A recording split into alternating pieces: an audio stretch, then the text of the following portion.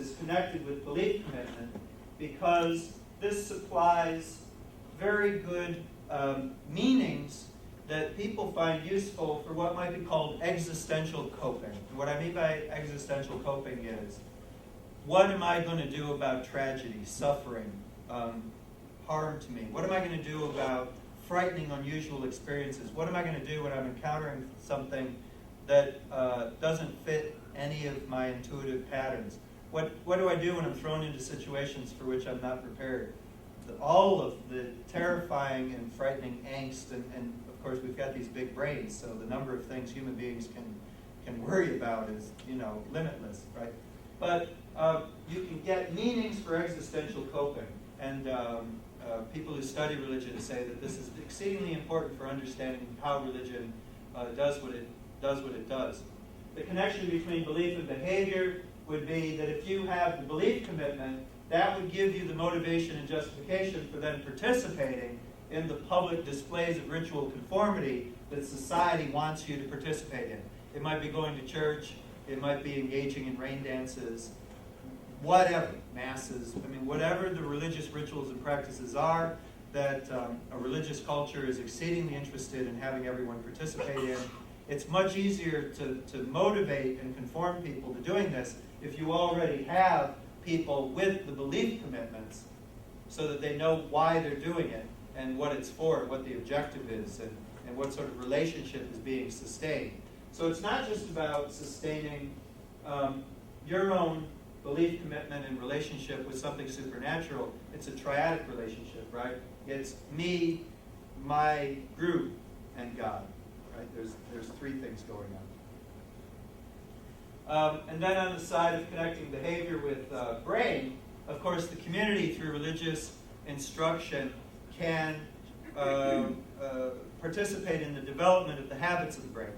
So religions can form habits of whatever counts as correct conduct, right, in that society. So religions can be very, very powerful forces for habituating people in order to conform to certain standards of correct conduct in that community.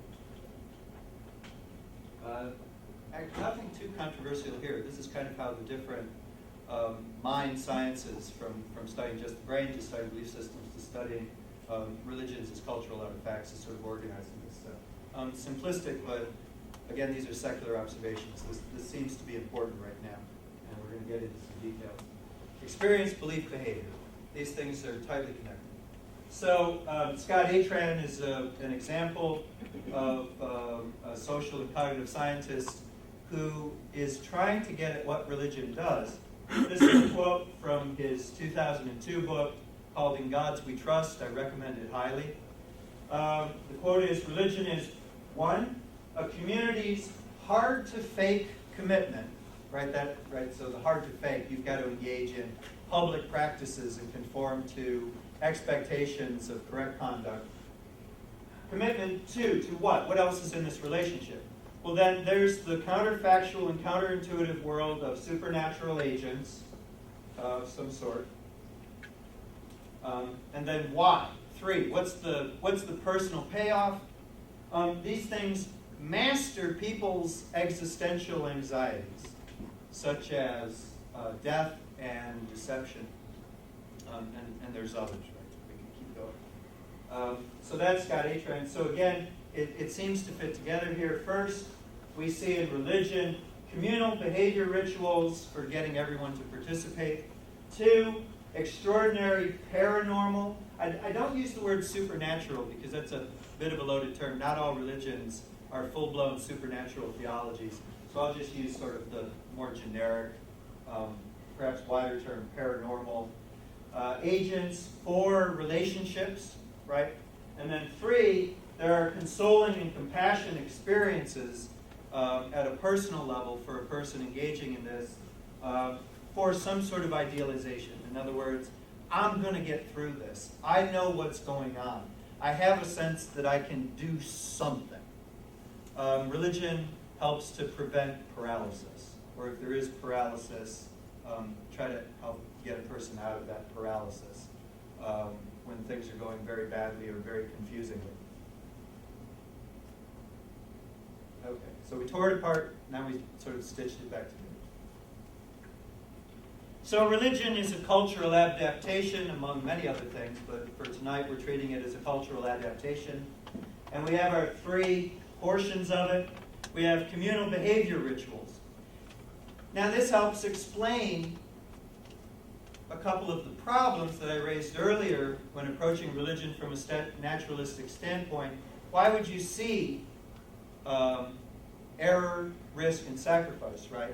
But societies can supply trade-offs, right? They can balance other social goods and social capital that's good for you in exchange for participating in costly and or risky rituals that are required by religion. So there is, for the person engaging in that religion, there might be overall either no net gain or loss either way, or there may be some positive remainder.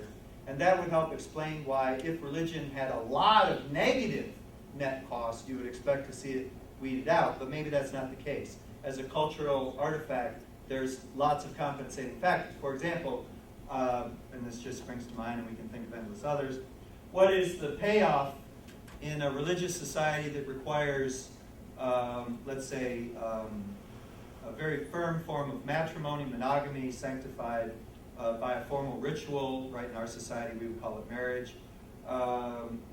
What's the trade-off? Well, the trade-off would be that society in return provides lots of social support for families. So the genetic payoff is your kids have a better chance of correspondingly reaching adulthood. So, right, so there's genetic compensations. What about those extraordinary paranormal agents, invisible through a naturalistic lens? Well, think about it. False positive beliefs in unnatural agents, they actually rarely have severe consequences. I mean, if you're wrong about whether there really are woodland fairies in that forest, you probably won't get killed over it, right? Or if the mountain really isn't home to sacred spirits, it's hard to see, what exactly could happen that would cause you. Now, on the other hand, if you believe that there were no wolves on the mountain, and you went up the mountain and got eaten by wolves, right? That would be a problem. But there doesn't seem to be that sort of problem with almost all paranormal agents postulated by religion. Right. Furthermore, the positive payoff would be that belief, commitment in these paranormal agents has these idealized narratives. Religion tells narrative stories about our relationships with these agents and in fact what we need to do in an idealized way to sustain these relationships and get to our objectives.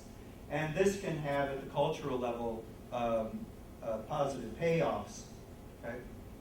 Furthermore, from a personal perspective, then the person can enjoy the relief of these consoling or compassion experiences.